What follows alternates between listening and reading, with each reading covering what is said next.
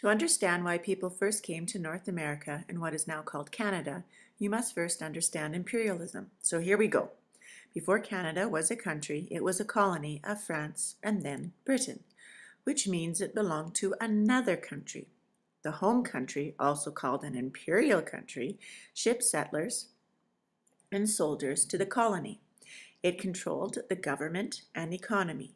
The colony shipped resources to the home country such as fish, furs, and lumber. Imperial countries that had a network of colonies were called empires.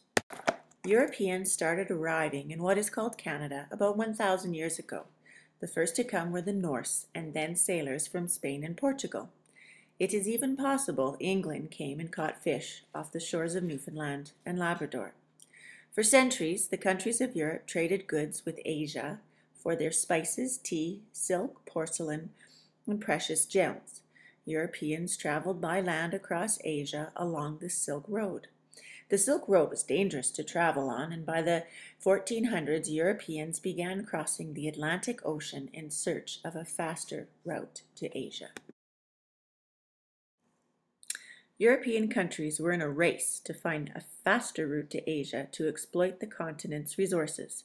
France entered this race in the mid-1500s. The King of France sent Jacques Cartier to find a passage through North America to Asia. Cartier sailed for 20 days and landed on the coast of Newfoundland. Cartier explored around the island and entered the Gulf of the St. Lawrence River, where he encountered a group of Mi'kmaq paddling in canoes. Written journals found tell us that the two groups used gestures to communicate with each other. First Nations made gestures to Cartier and his men to come to shore, where they showed them animal skins. Cartier and his men made signs to the First Nations to communicate that they wished them no harm. Using gestures, the two groups bartered and traded items. Cartier continued to travel and landed in Gaspé in July 1534.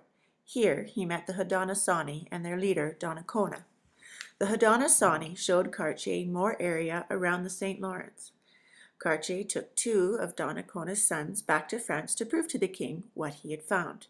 He returned a year later with more men and Donnacona's sons.